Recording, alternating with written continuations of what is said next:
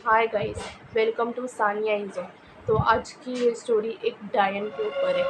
तो इस वीडियो को शुरू करते हैं, पर शुरू करने से पहले मैं ये कहना चाहती हूँ, वीडियो बिल्कुल भी स्किप मत करिए और एंड तक देखिए। अगर हिम्मत है तो पूरा देखिए, बिल्कुल भी स्किप मत करिए। तो ये कहानी शुरू होती है सोनाली नाम की एक लड़की से। सोनाली शहर से गाँव आई थी। काली गाँव में आई। काली गाँव में वो नई थी। वो अपने दादी को मिलने आई थी। दादी के घर आई, मस्त से आराम वगैरह किया, फ्रेश वगैरह हुई, रात को सोने गई।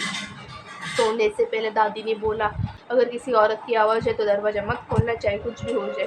तुम्हारी माँ की आवाज़ से भी हो सकता है, किसी और के भी तुम्हारे अपनों की आवाज़ में भी कोई बुला सकता है, पर दरवाज़ा बिल्कुल मत खोलना, चाहे कुछ भी हो जाए। पर सोनाली ने इग्नोर किया, क्योंकि उसे इस सब में बिल्कुल भी विश्वास नहीं था। पर बाद में उसके साथ कुछ ऐसा हुआ कि उसे पछतावा के अलावा और कोई चारा नहीं था। तो क्या हुआ, सो गए दोनों।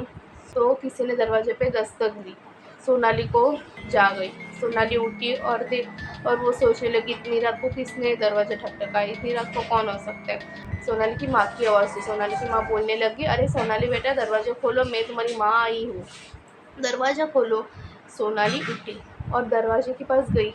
वो सोचने लगी, मेरी माँ तो शहर में ही, और उसने मुझे बोला भी नहीं कि मैं आऊँगी करके। पर सोनाली की माँ बोलने लगी, अरे बेटा खोलो, मैं हूँ, मैं तुम्हारी माँ। वो आवाज़ सोनाली की माँ जैसी थी बिल्कुल एकदम, इसलिए वो कन्फ्यूज़ हो गई, पर उसने दरवाज़ा खोला।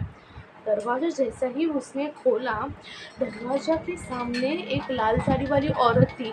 आँखें एकदम बड़ी-बड़ी थी, आँख से खून निकल रहा था, और वो एकदम ज़ोर-ज़ोर का हँस रही थी।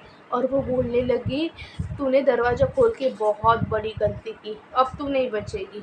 अब तू चल मेरे साथ, मैं तुझे अपनी दुनिया लेके चलती हूँ। वो सोनाली बहुत डर गई, वो चिल्लाने लगी, दादी को बुलाने लगी, दादी ज़रा से भी नहीं उठी। तो सोनाली बहुत डर गई, उसको कुछ समझ में नहीं आ रहा था मैं क्या करूँ क्या नहीं, वो बहुत डर गई। अगली सुबह हुई। अगली सुबह दादी उठी। दादी ने इधर उधर देखा, उसे सोनाली कहीं नहीं दिखी। उसने आस पास भी पूछा, उससे कहीं नहीं। किसी ने कहा, हमने सोनाली को बिल्कुल नहीं दिखा। तो दादी ने आस-पास पूछा, सोनाली कहाँ है, मेरी पोती कहाँ है? तो सबने बोला, हमने आपकी पोती को नहीं देखा। पुलिस बुलाया, कुछ नहीं हुआ। पर पुलिस ने जंगल की तरफ देखा। जंगल में किसी के तो पैरों के निशान थे, पर उल्टे थे। तो गाँव वाले समझ गए, ये उल्टे पैर वाली तो वो डायन ही होगी। तो दादी को समझ आया, अरे उसने बहुत बड़ी गलती की, उसे शायद दरवाज़ा खोल दिया और वो उसे लेके गई।